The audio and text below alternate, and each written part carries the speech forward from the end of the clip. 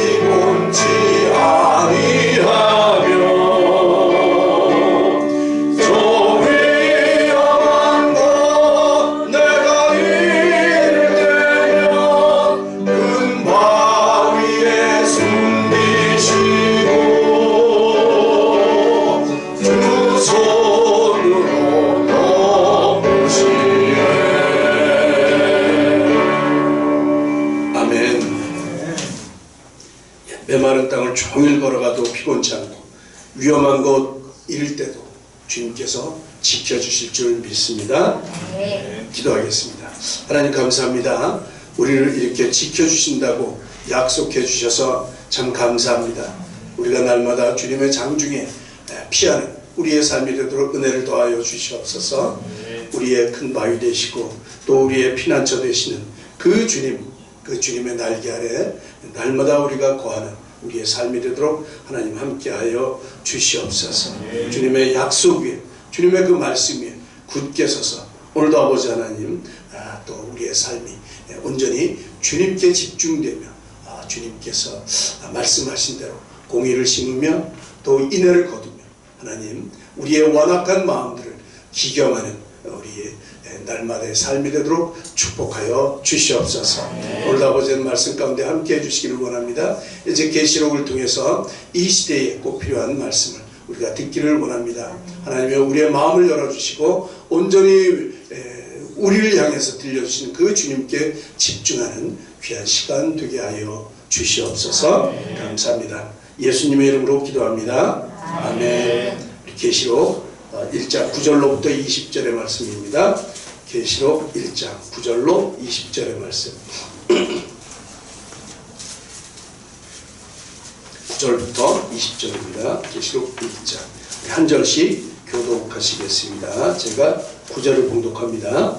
나 요한은 너희 형제요 예수의 환난과 나라와 참음에 동참하는 자라.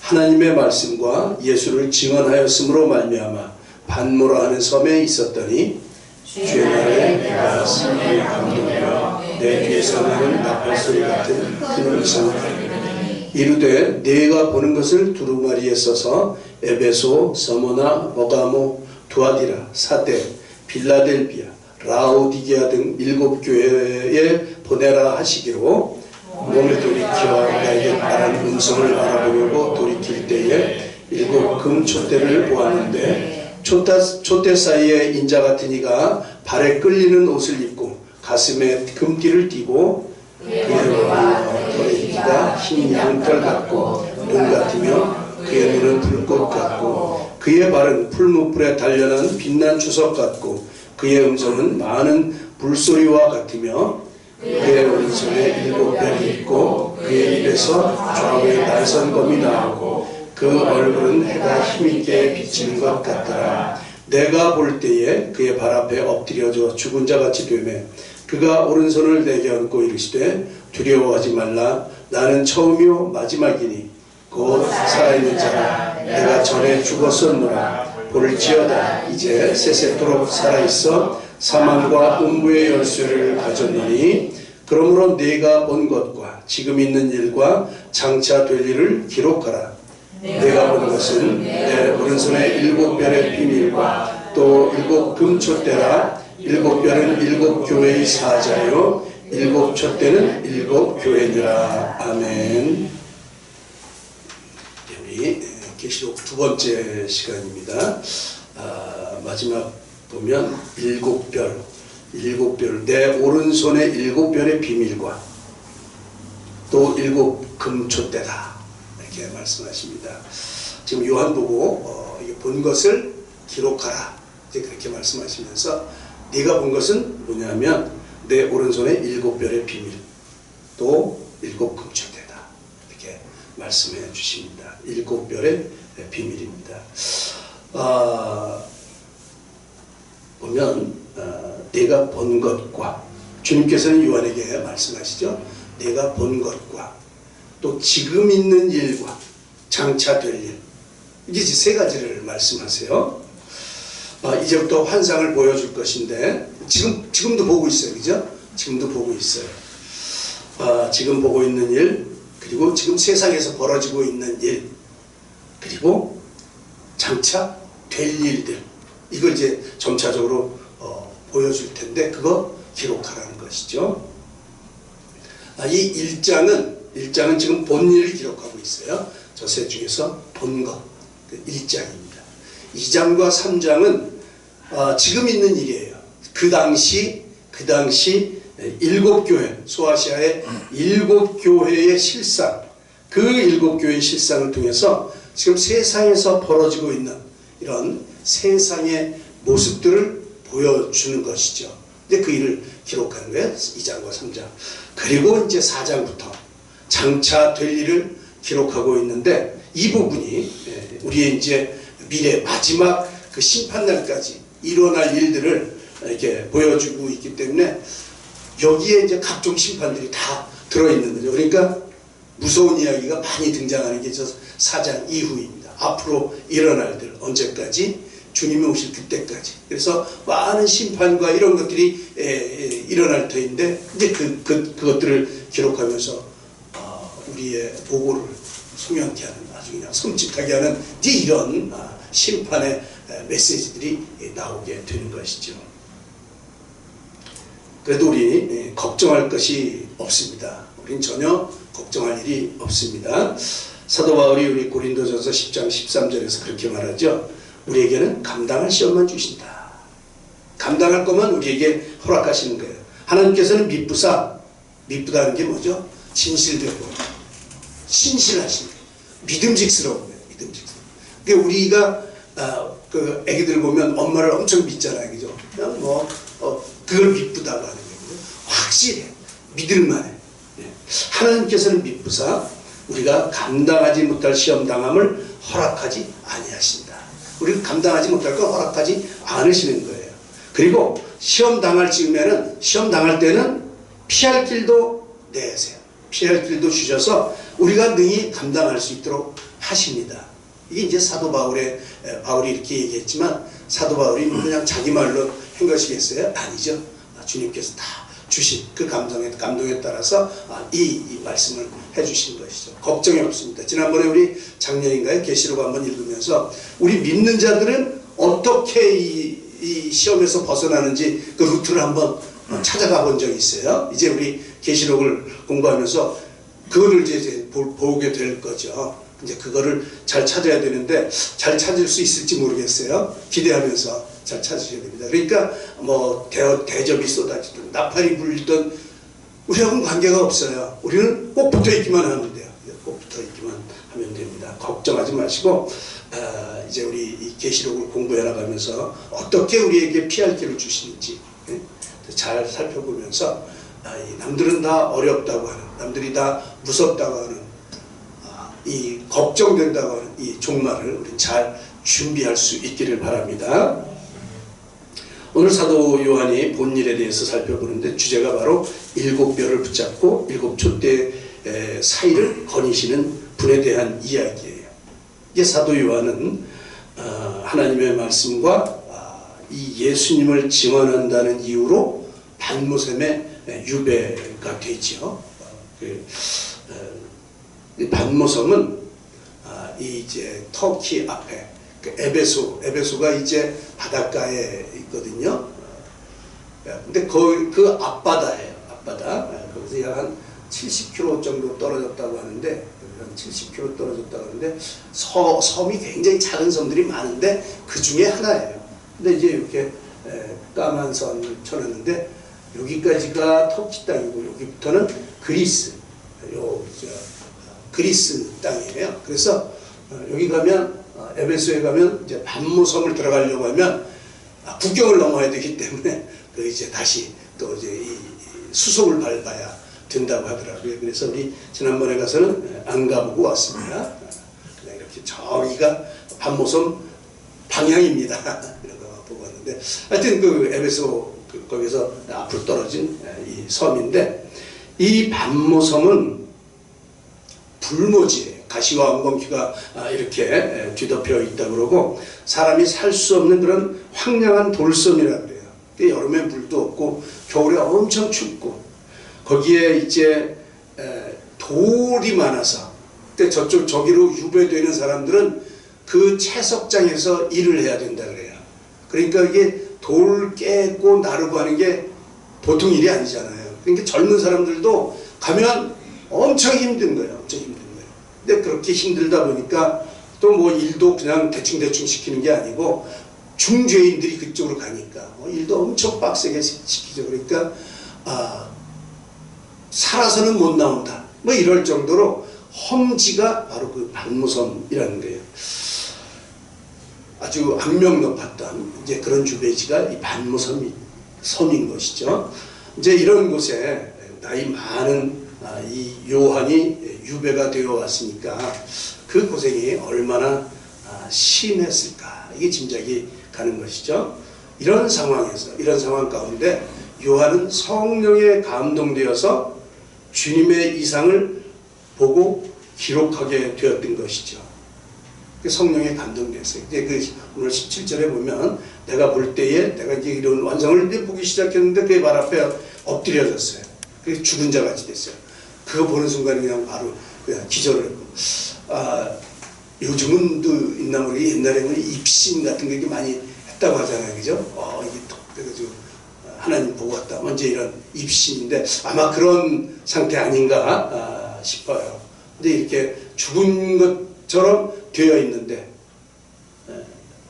그가 나타나신 분이에요. 그죠? 예수님이 나타나셔서 오른손을 이렇게 딱 얹고 말씀해 주십니다. 두려워 말라. 이렇게 말하시죠. 뭐 여기 기록되지는 않았지만 이때 이 주님의 목소리가 굉장히 부드러웠을 것 같아요. 그죠? 기절해 있는 나에게 딱 다가와서 두려워하지 마. 저는 안 부드러운데 어쨌거나 부드러운 목소리로 싹 그러니까 막 기분이 막 날아갈 것 같은 이제 이런 기분이 아니었을까 이제 이런 생각이 듭니다. 주님이 말씀하시죠. 두려워 말라. 나는 처음이요 마지막이다. 처음이요 마지막. 이 예수님이에요. 그죠? 알파와 오메가 되는 예수님. 그런데 또 한 말씀을 하십니다. 곧 살아있는 자야. 처음과 마지막인데 살아있는 자야. 내가 전에 죽었었노라. 예수님이에요. 그죠? 십자가에 죽었다가 살아나신 분. 그분. 지금도 살아계신 그분. 사망과 음부의 열쇠를 가지신 그분. 주리의 죽음도 음부의 이 권세도 주님이 붙잡고 계신 그분. 생사여탈권을 주신 분. 그 예수님. 죽었지만 다시 살아나신 그 예수님. 그 예수님이 요한을 딱 어루만져 주시는 것이죠. 그러면서 주님은 요한이 본 것을 기록하라 이렇게 말씀하시는데 요한이 본 것 아까도 말씀드렸지만 내 오른손에 7별의 비밀과 7 금축대 이게 요한이 본 겁니다. 여기는 오른손에 7 비밀, 7별을 붙잡고 금축대 사이에 계신 분 이렇게 되는데 2장 1절에 가면 이제 교회 사자들에게 편지할 때 그 이제 표현을 보면 오른손에 있는 7별을 붙잡고 7 금축대 사이를 거니시는 이가 말씀하시대. 그 금초대 사이를 이렇게 왔다 갔다 하시면서 이제 그렇게 운행하시는 그분이 예수님인데, 그죠? 그런 예수님을 만나게 된 것이죠. 예수님께서 친히 해석을 해주시죠. 7별, 7교회 사자다. 7교회의 사자다. 7촛대는 7교회다. 이렇게 이제 해석을 해주십니다. 7교회는 이제 2장부터 이렇게 기록된 7교회를 말하고 있습니다. 물론 이 7별 또한 그 교회의 사자들을 말하는데 뭐 나중에 다시 한번 이 부분은 말씀을 다시 드리겠습니다. 하여튼 7교회로 대표되는 이 7교회를 대표하는 그 사자, 그래서 7교회의 지도자, 일단 지도자라고 생각을 하시고 7교회로 얘기를 하시죠. 이 7교회에 대해서 얘기하는 거예요. 그러니까 이 7교회는 이 세상의 모든 교회들을 대표하는 이제 그런 교회가 7교회입니다. 그러니까 7교회가 그 당시에 진짜 있었던 실상의 교회이지만 그 실상의 교회들을 비유로 말씀하시면서 세상에 있는 모든 교회들을 다시 한번 이렇게 얘기하시는 거죠. 그러니까 요한이 본 모양은 이 교회 사이를 두루 다니면서 교회를 돌보시는 7별을 붙잡고 그 교회의 사자를 붙잡고 그 교회를 돌보시는 이런 예수님의 모습을 보게 된 것이죠. 자, 이 7 금초대를 가리켜서 7교회라고 하는데 왜 하필 교회가 금초대일까? 왜 금초대로 상징했을까? 우리 성막에 보면 그 성소에 촛대가 있잖아요. 그죠? 촛대가. 세상을 밝히는 촛대, 그 성소 안을 밝히는 촛대.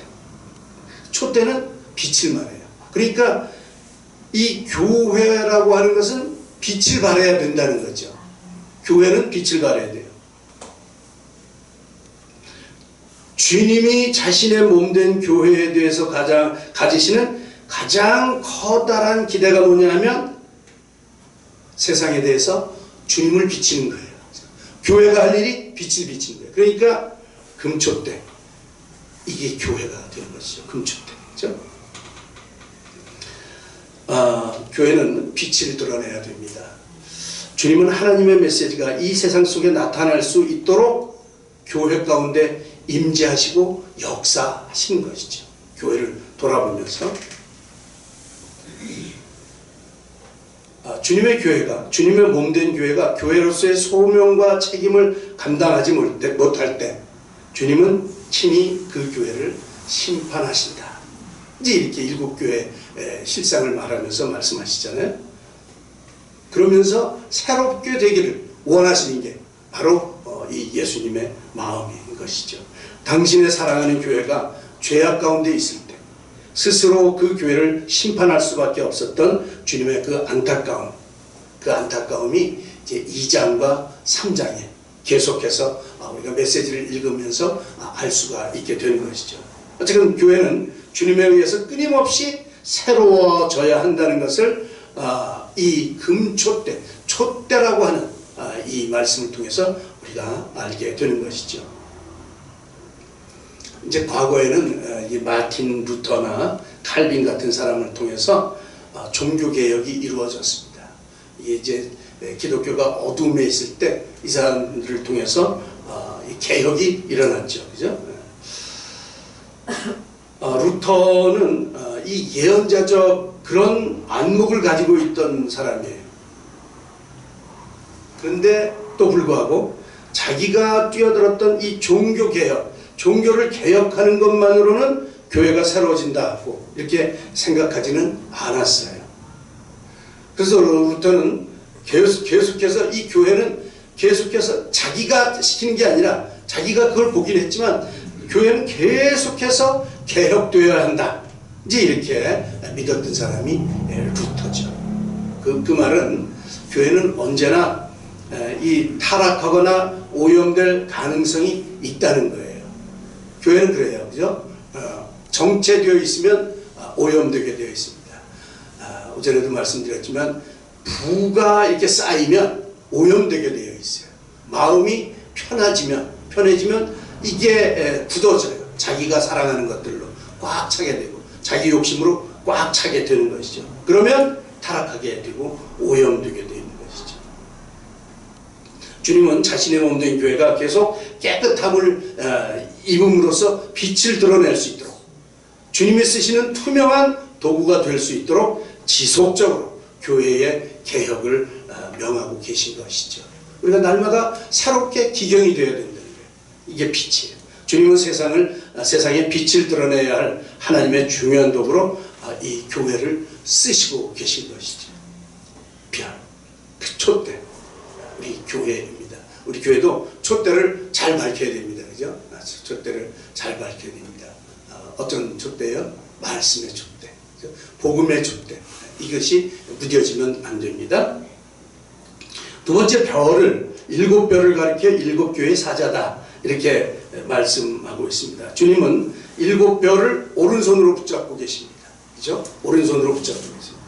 이 7별은 7교회의 사자라고 말씀해 주십니다.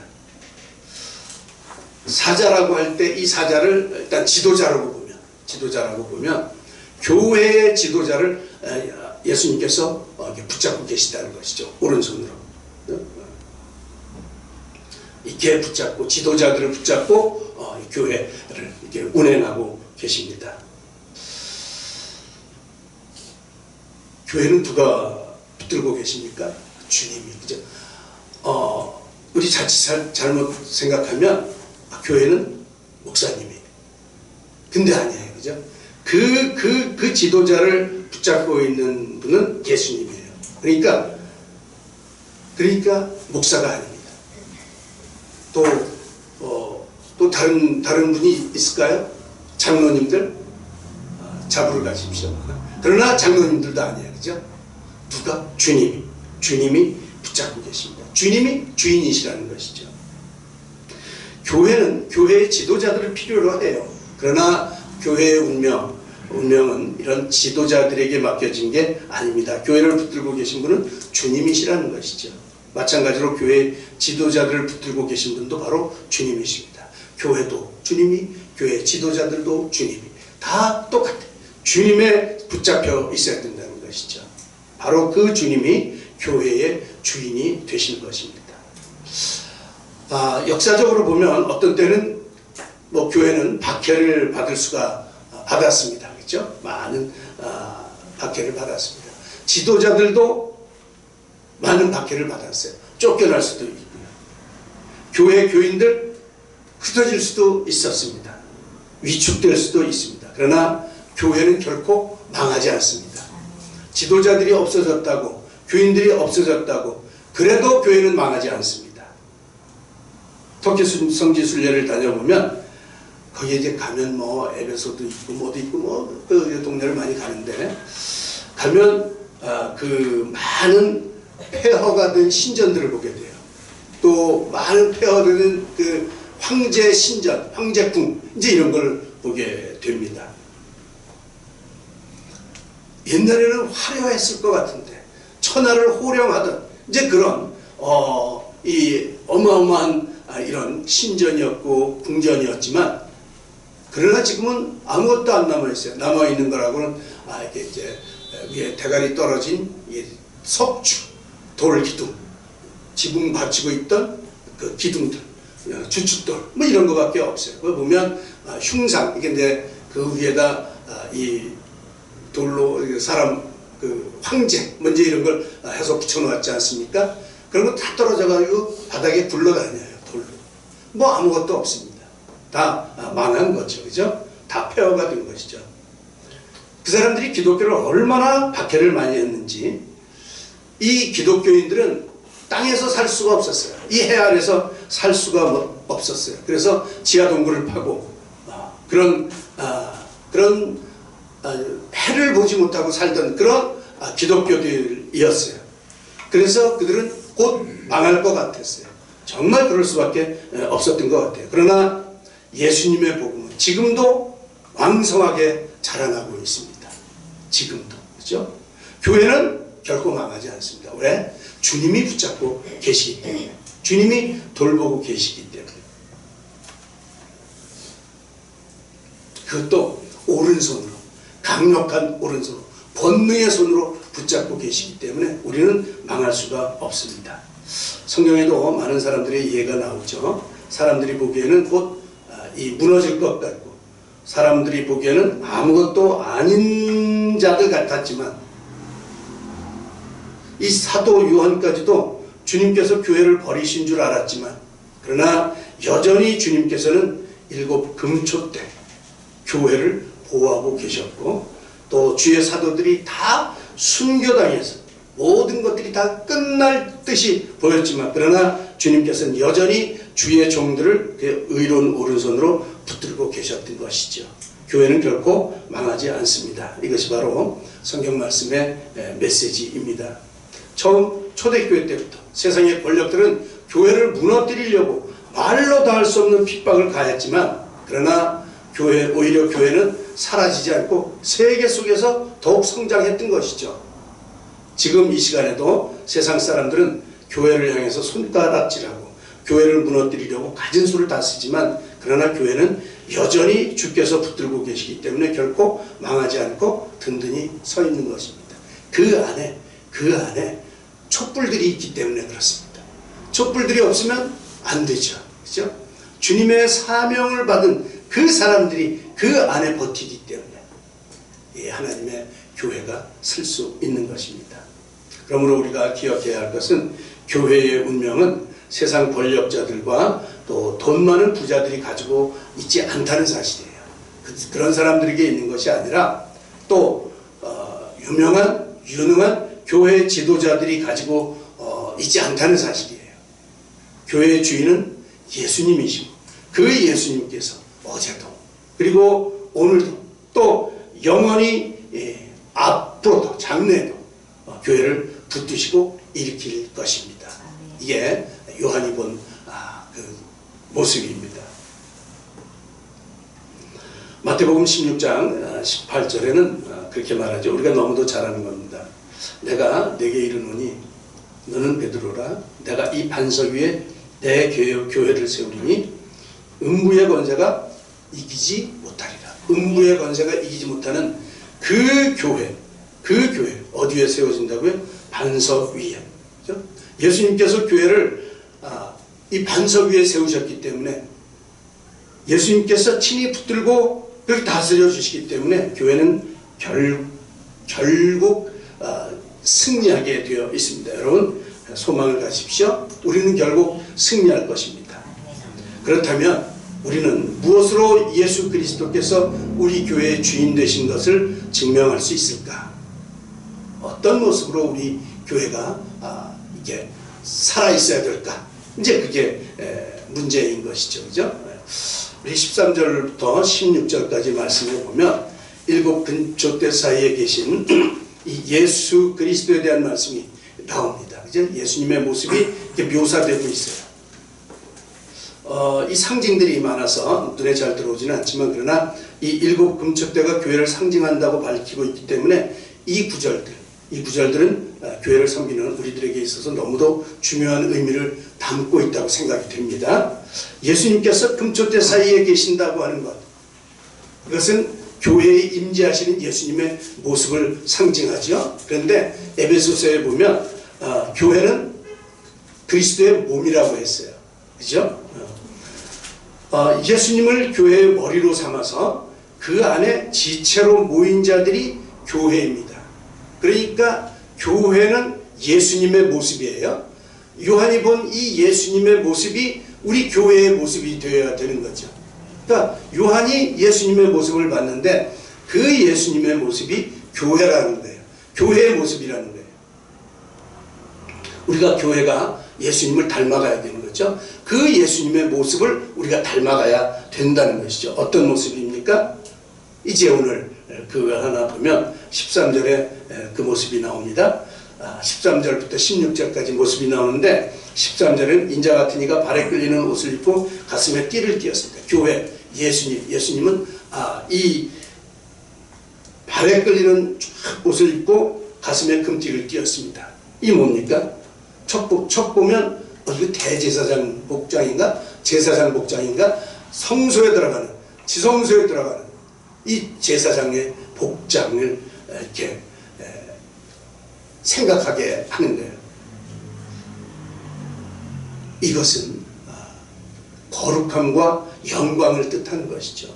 거룩한 대제사장이 입고 있는 그 옷, 그리고 금띠, 그는 영광스러운 그것을 의미하는 것이죠.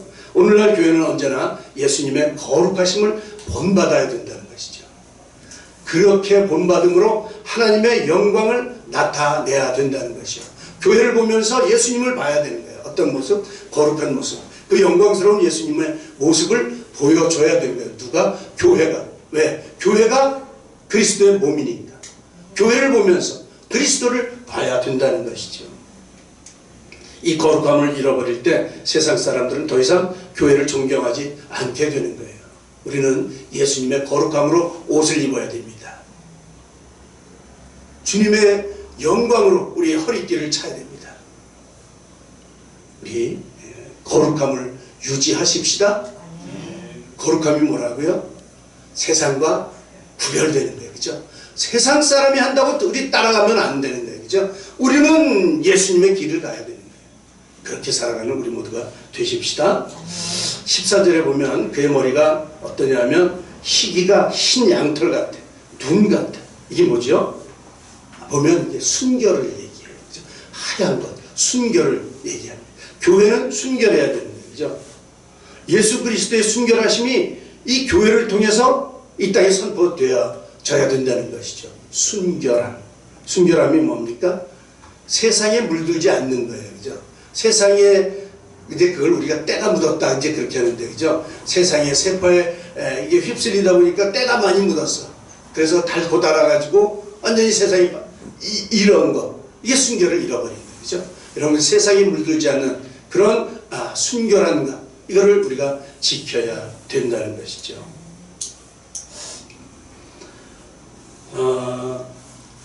사람들은 그렇게 말합니다. 뭐 교회 다니는 사람이나 안 다니는 사람이나 똑같이 뭐 그렇게 살아가지고 어떻게 이 험한 세상을 살려고 해, 이렇게 말을 합니다. 그죠? 세상의 방법으로 살아야 세상에서도 살 수가 있는 것이지.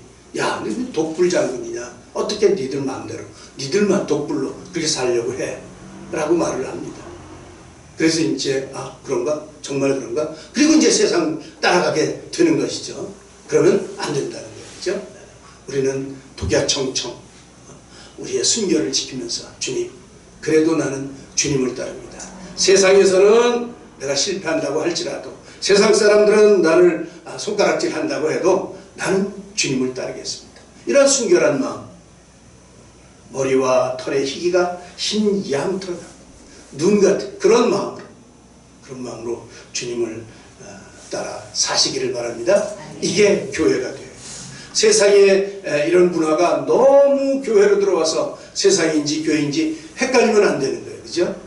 우리는 우리의 하나님의 법을 잘 지키면서 그렇게 순결함을 지키며 살아가야 될 것입니다. 그 다음에 보면 그의 눈은 불꽃 같아. 순결한가 하면 그 눈이 불꽃 같아. 불꽃은 뭡니까? 탁 모든 걸 태웁니다. 그죠? 태우고 딱 와서 이거 탁탁 구분이 돼요. 분별이 돼요. 분별이. 그죠? 분별. 선과 악을 불꽃같이 분별하는 이 분별력이 교회에 있어야 된다는 거예요.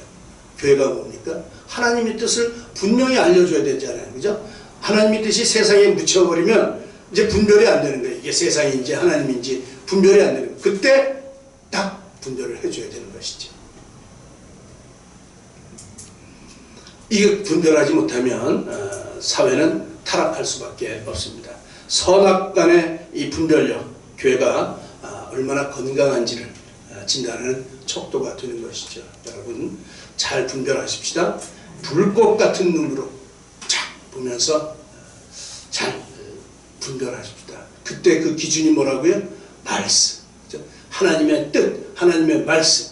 그걸 기준 삼아서 항상 분별하면서 그렇게 우리 교회가 건강한 교회가 되면 좋겠습니다. 15절에 보면 그의 발은 풀무불에 단련한 빛난 주석 같아. 단단해지죠. 그죠? 단단해져. 풀무불에 계속해서 넣다 뺐다 해가지고 단련시키는 거예요. 단련시키는 거예요. 단련시켜서 뭐 할까요? 복음 전하는 거죠. 그죠? 우리에게 고난이 왔을 때 우리는 껐떡없어. 시련이 와도 껐떡없어. 왜? 워낙 단련이 많이 됐기 때문에 아주 빛난 주석같이 언제나 이렇게 반짝반짝 빛나는 거예요. 그죠? 시련을 겪을수록 우리 신앙은 점점 더 단단해지는 것이죠. 시련을 통해서 우리의 단단한 신앙을 유지하면서 또 우리의 말씀을 전하고 복음을 전하는 일에 뭐 우리를 죽인다고 해도 순교한다고 해도 그 두려워하지 않고 뭐 죽이려면 죽여. 우리에게는 그날이 있기 때문에 걱정이 없어. 이게 할 수가 있는 거죠. 이 전도 순교의 정신으로 하나님의 복음을 전하는 이제 그것이 교회의 사명이라는 것이죠. 여러분 순교할 각오 되어 있습니까? 글쎄 그거는 조금 생각을 해보고요. 일단 단련부터 한번 해보십시다. 단련부터. 그죠? 자꾸 단련이 돼야 돼요. 그러면 그 다음부터 두렵지 않습니다. 우리는 때를 얻든지 못 얻든지 복음을 전할 수 있도록 날마다 말씀과 기도로 그리고 부지런한 발걸음으로 단련을 해야 되는 것입니다. 여러분 이 단련을 위해서 부단히 노력하시기 바랍니다. 예. 그 다음에 보면 그의 음성은 많은 물소리 같다. 많은 물소리. 이 많은 물소리는 풍성함이죠. 그죠? 풍성함. 풍성함. 뭐가 풍성할까요? 생명이죠. 교회는 생명이 풍성해야 됩니다. 나누는 것도 풍성하고 뭐 하여튼 뭐 풍성해야 돼요. 생명이. 영원히 마르지 않는 생수 같은 이 성령님의 생명력이 날마다 풍성히 흘러넘쳐야 되죠. 그래서 이제 새 신자가 들어오면, 새로운 사람이 오면 뭔가 막 그냥 뜨거운 살아야 되겠다고 하는 이런 생동감을 느끼고 이제 이렇게 돼야 되는 것이죠. 그죠? 이제 교회에 왔는데 뭔가 싸늘해, 썰렁해. 그러면 좀 안 돼요. 그죠? 하여튼 풍성하게 많은 물소리와 같이 풍성한 생명을 나눌 수 있기를 바랍니다. 우리 교회는 구원의 소망과 기쁨과 위로, 이런 주의 말씀으로 끊이지 않는 생명의 생수처럼 이 땅에 생명이 선포되는 그런 교회 되기를 바랍니다. 우리가 더욱 생명으로 좀 풍성해지십시다. 이제 16절에는 그의 오른손에 7별이 있다. 이거는 이제 아까도 말씀드린 대로 20절에 나타난 것처럼 교회 지도자들을 우선은 상징을 합니다. 교회 지도자들은 반드시 하나님의 말씀 안에서 순결하고 의로운 삶을 살아가야 되죠. 그의 오른손에 붙잡혀 있어야 됩니다. 그죠? 이게 벗어나면 안 되는 거예요. 자기 생각대로가 아닌 주님의 뜻대로 행해야 된다는 것이죠. 하나님의 오른손에 붙잡혀 있습니다. 그 뜻은 바로 거룩을 말하는 거죠. 하나님의 뜻대로 한다고 하는 것은 거룩을 말합니다. 세상과 섞이지 않는 거룩. 세상의 방식대로가 아닌 하나님의 방식대로 사는 것. 이게 이제 우리 오른손에 있는 7별들, 하나님의 손에, 주님의 손에 잡힌 7별들이 해야 될 일이죠. 물론 교회 지도자들이 거룩성을 유지하는 데는 지도자들 혼자 하면 안 돼요. 그죠? 할 수가 없어요. 성도들 같이 협력이 절대적으로 필요하죠. 우리 모두가 하나가 되어서, 그죠? 모두가 힘을 합쳐서 한 마음, 한 뜻이 될 때 이 교회가 온전하게 성장하게 되는 것이죠. 우리 모두가 한 마음, 한 뜻이 되어서 거룩한 삶을 살기를 추구해야 될 것입니다. 여기 보면 오른손에 붙잡혀 있어요. 그죠? 이게 특별한 의미와 상징이 포함되어 있습니다. 오른손 하면 축복이 전달되는 매체, 그리고 백성을 구원하시는 하나님의 능력이 되시는 이제 그 의미예요. 오른손이. 그죠? 하나님의 전능하신 힘에 대한 비유. 이게 이제 오른손이에요. 오른손 참 뭐든지 힘, 또 능력, 축복, 이제 이런 것들의 대명사인데 하나님께서 오른손에 7별을 붙잡고 계시다는 것이죠. 그러니까 음부의 권세가 교회를 무너뜨리지 못하는 거죠. 자, 7번째는 그의 입에서 나온 좌우의 날선 검. 그의 입에서 좌우의 날선 검이 나오고 그 얼굴은 해가 힘있게 비치는 것 같다 라는 표현이 있습니다. 마치 이제 우리 히브리서 4장에 보면 이렇게 말씀하죠. 하나님의 말씀은 살아있고 활력이 있어. 좌우에 날선 어떤 것보다 예리하고 혼과 영과 이제 이런 표현하고 많이 비슷하네, 이런 느낌이 들어요. 그죠? 말씀의 권능, 이제 이런 걸 의미하죠. 말씀의 권능. 성도들이 악한 대적을 물리칠 수 있는 유일하면서 가장 강력한 힘인 말씀의 능력, 말씀의 검. 그죠? 좌우에 날선 검이 나와서 늘 능력 있는 말씀으로 이렇게 우리가 그 안에 거하게 되는 것. 그것이 이제 교회라고 하는 거예요. 교회의 모습이 늘 능력 있는 말씀 속에 거해야 된다는 것이죠. 이제 이렇게 한 7가지로 이렇게 살펴봤는데, 이상에서 살펴본 것 같이 교회는 거룩, 순결하고 또 분별력이 있고 또 성령 충만해야 되죠. 생명을 살리는 풍성함도 거해야 되고, 또 이 복음을 전하는 일에 또 최대한 온 힘을 기울여야 되죠. 이것이 바로 우리 교회의 사명인 것이에요. 예수님의 모습이죠. 예수님의 모습, 그죠? 교회가 예수님의 모습 아닙니까? 예수님께서 무엇을 원하시는지를 우리가 날마다 생각을 해야 된다는 것입니다. 오늘 우리에게 있어 예수님은 누구시며 예수님은 우리를 통해 무엇을 하기 원하시는가를 생각해야 되는 것이죠. 우리를 통해서 무엇을 원하시는가. 우리 교회가 예수님께서 기뻐하시는 교회, 세상 사람들에게 소망을 주는 교회가 되기 위해서 우리가 무엇을 해야 할까? 이제 이런 것들을 생각해야 된다는 것이죠. 그러니까 예수님이라면 어떻게 하실까? 그러니까 무슨 일을 결정할 때 반드시 끊임없이 질문하면서 서로 나눠야 될 주제. 예수님이라면 어떻게 하실까? 예수님이라면 이렇게 하실 것이야. 이렇게 답을 내야 된다는 것이죠. 예수님을 생각하면서. 오늘 우리는 요한이 본 그 7별의 비밀에 대한 이야기를 생각했습니다. 7별은 교회의 사자를 일컫는 말이다. 이렇게 말씀하시죠. 아까는 이제 이 사자를 지도자들이다. 이제 이렇게 말씀을 드렸습니다. 물론 이 교회 사자가 특정한 교회 지도자가 될 수가 있습니다. 그러나 많은 학자들은 꼭 그렇지만은 않다고 해석을 해요. 지도자들이라기보다는 교회 자체를 말한다. 이렇게 해석을 하는 것이죠. 그러니까 교회의 사자라고 해서 특별히 목사님이나 또 교회 지도자를 일컫는 말이라기보다는 교회 자체를 의미한다고 할 수가 있습니다. 왜냐하면 이 사자라고 할 때 영어 표현에 보면 엔젤이에요. 천사.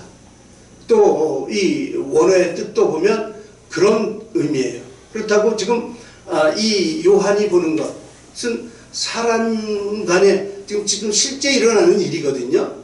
그런데 내가 사자들에게 말한다 그러면 내가 천사들에게 이런 말하는 건 아니잖아요. 그죠? 천사들을 내가 오른손으로 붙잡고 하는 건 아니잖아요. 그러니까 이건 엔젤은 아니야. 천사는 아니야. 그러면 이 천사가 뭘까? 교회 지도자들인가? 아니에요. 그죠? 이 교회 자체를, 전체를, 교회의 본질, 교회 전체를 아우르는 말이다. 그렇게 해석들을 합니다. 그러니까 특정하게 어떤 사람 한 사람을 얘기하는 게 아니라 우리 한 사람 한 사람 모두를 다 지칭하는 말이라는 것이죠. 하나님께서는, 예수님께서는 특별히 우리 교회를 전체로 딱 붙잡고 계시다는 거예요. 이게 교회의 사자들이라고 하는 이야기입니다. 우리를 주님의 오른손으로 붙잡고 우리 교회를 붙잡고 주님께서 운행을 하신다는 것이죠. 어디에? 촛대사이를, 그죠? 7별 교회 자체를 붙잡고 촛대사이를 운행하시면서 이렇게 하나님께서는 모든 일들을 풀어나가신다는 거예요. 사랑하는 하늘빛교회 성도 여러분, 우리는 성도예요. 성도, 그죠? 하나님의 오른손에 붙잡힌 별이에요. 별. 이 땅에서 예수님의 몸인 교회를 이루는 지체들이에요. 우리 한 사람 한 사람이 다 예수님의 지체들인 거예요. 우리가 이 사실을 분명히 알고 이 세상을 대해서 주님의 그 빛난 광채를 비추며 살아가야 될 것입니다.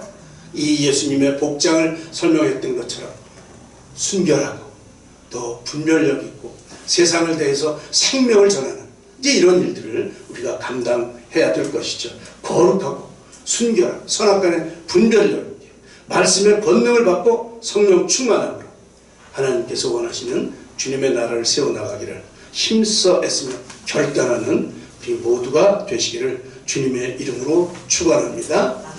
아무쪼록 7별의 비밀 여러분 잘 간직하시고 내가 그 별이다 이렇게 생각하시고 주님의 이 원하시는 것들을 우리가 잘 이루어 드릴 수 있기를 간절히 바랍니다.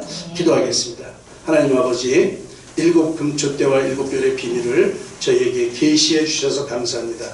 주께서 피로 값주고 사신 이 7 금초대와 같은 우리 교회가 주의 거룩하심과 순결하심과 불꽃 같은 그 의로움으로 하나님의 복음을 전할 수 있도록 주님 인도하여 주시옵소서. 언제나 생명수 샘솟는 샘터와 같은 우리 교회, 주의 말씀이 권능으로 선포되어지는 우리 교회, 성령이 역사하심이 좌우의 날선검 같은 교회, 온 성도의 얼굴이 은혜로 해같이 빛나는 그런 교회 되게 하여 주시옵소서. 이 모든 축복의 통로는 예배인 줄 믿사오니 하나님 신령과 진정으로 드리는 이 예배를 통해서 아버지여 더 큰 소망으로 나가는 우리 교회 되게 하여 주시옵소서. 예수님의 이름으로 기도합니다. 아멘. 우리 다 같이 신사도행전입니다. 이 땅 위에 하나님의 교회 부르심을 따라 일어나 거칠은 광야 외치는 소리 거듭거듭 피어나라. 성령이여 임하소서. 이런 찬양 같이 힘차게 한번 부르시고 축도하도록 하겠습니다.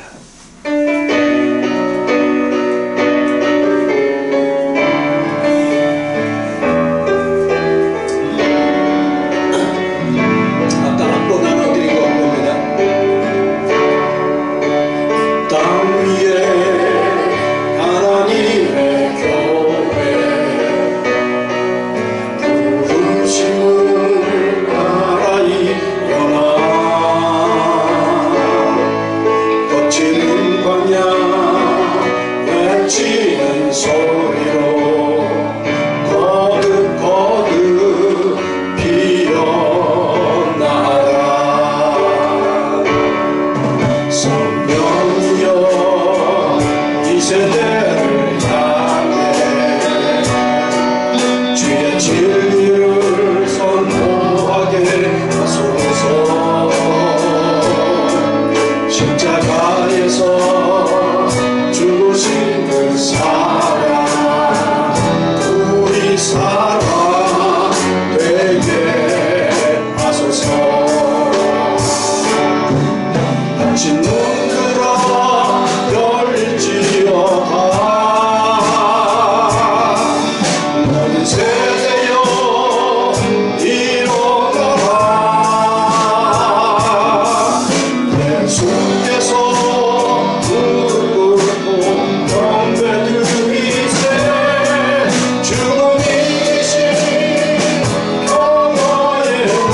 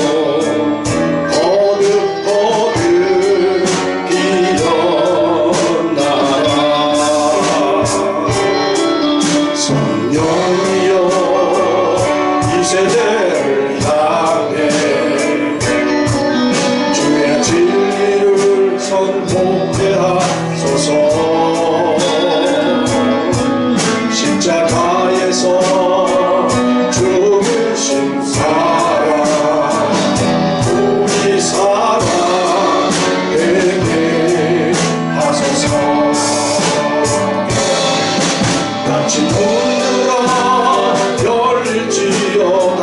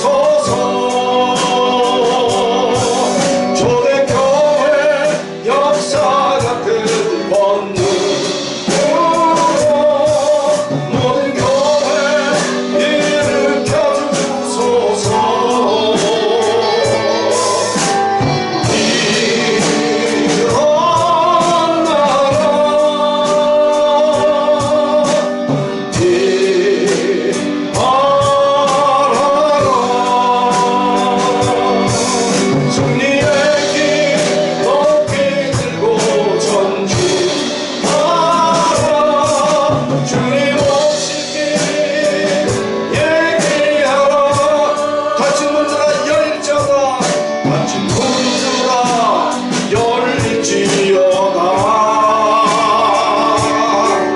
모든 세대여 일어나라 예수께 무릎 꿇고 경배 드리세 죽음 이기신 평화의 왕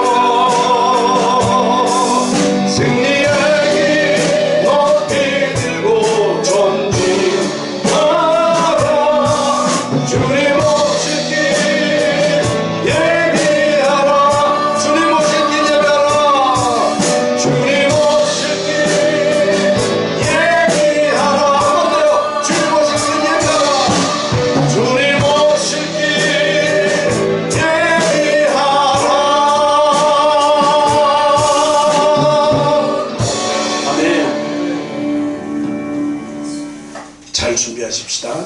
네. 축도하겠습니다.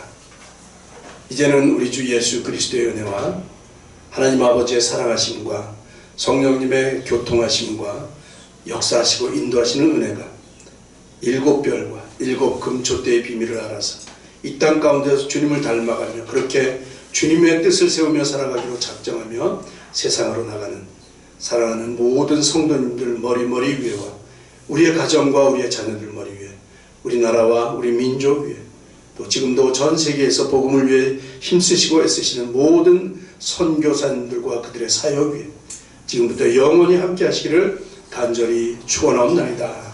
아멘.